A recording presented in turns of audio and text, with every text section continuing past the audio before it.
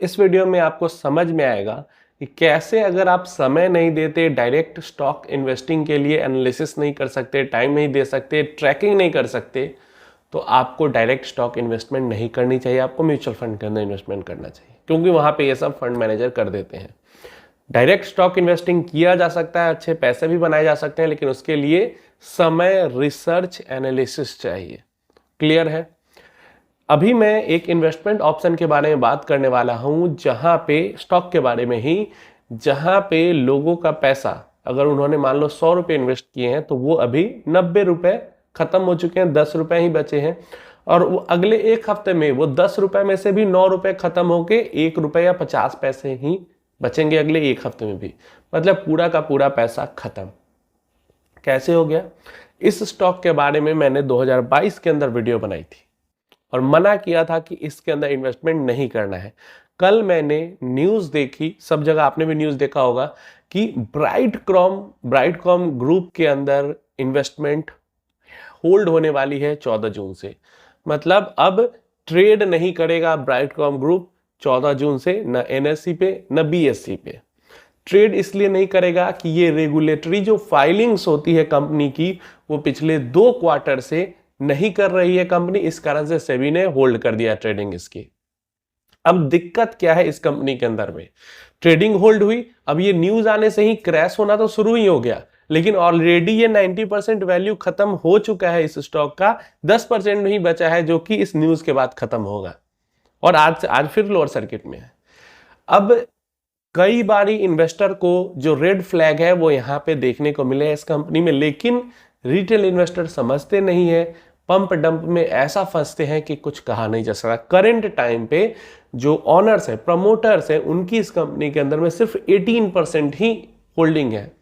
Majority में जो holder है इस कंपनी के अंदर में वो रिटेल इन्वेस्टर है।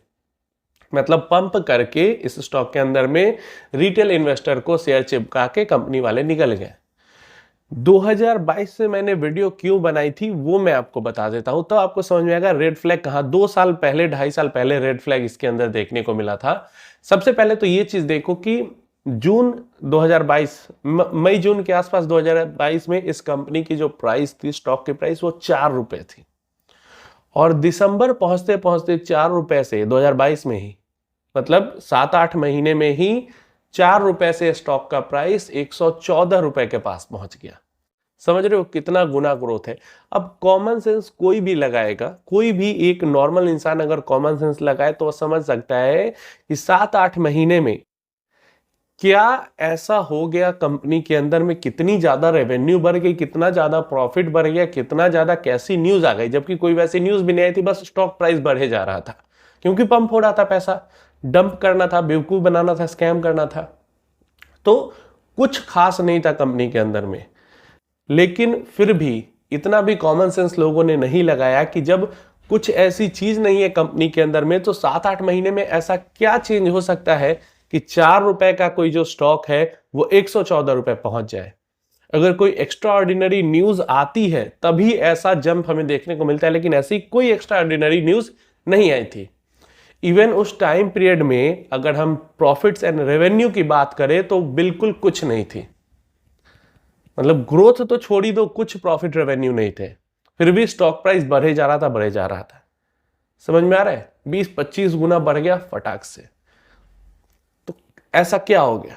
कुछ नहीं हुआ। सबसे पहला रेड फ्लैग ये था कि कोई न्यूज नहीं, कोई रेवेन्यू प्रॉफिट के अंदर ग्रोथ नहीं, फिर भी लगातार स्टॉक प्राइस बढ़े रहा है। चलो 4 का 40 हो जाता है, समझ में आता है, 4 का 114 हो गया। रेड फ्लैग ये था कि इस कंपनी को एडिशनल सर्वेलियंस में डाला गया था। तो एडिशनल सर्वेलियंस में जब इस कंपनी को डाला गया तो इसका सीधा सा मतलब है कि कुछ ना, हमेशा इसका मतलब यही नहीं होता कि गड़बड़ी ही चल रही है, कुछ ना कुछ हो रहा है जिस कारण इसको एडिशनल सर्वेलियंस में डाला गया है। तो अगर आपको समझ में नहीं आ रहा है क्या हो रहा है तो आपको दूर रहना है, ठीक है? अच्छे कारण से भी आ जाता है कभी कभी एडिशनल सर्वेलेंस में, और बुरे कारण से भी आ जाता है। तो अगर कारण नहीं समझ में आ रहा है तो आपको दूर रहना है। दूसरा रेड फ्लैग ये होता है, इसके अंदर न्यूज आई सेबी की तरफ से कि कंपनी ये अपने बुक्स को मैनिपुलेट कर रही है। मतलब जो खर्चा है कंपनी का उसको कम दिखा रही है, और जो प्रॉफिट है कंपनी का उसको ज्यादा दिखा रही है। और इस कारण इन्वेस्टिगेशन इस कंपनी पे चल रही थी। ये रेड फ्लैग था। इतने सारे रेड फ्लैग होने के बावजूद काफी सारे रिटेल इन्वेस्टर ने, यहाँ मैंने बताया मेजॉरिटी में इन्वेस्टमेंट रिटेल इन्वेस्टर की है, जो प्रमोटर है वो 18% है बस। रिटेल इन्वेस्टर ने इन्वेस्टमेंट की और सारे फंसे। जब 100 रुपए के आसपास इसका प्राइस था, तब उस टाइम पे मैंने वीडियो बनाया था, तो काफी लोगों ने कमेंट में कहा था कि नहीं, कंपनी बहुत अच्छी है, बहुत बढ़िया कर रही, बहुत पैसे बन रहे हैं। अब बनाओ पैसे।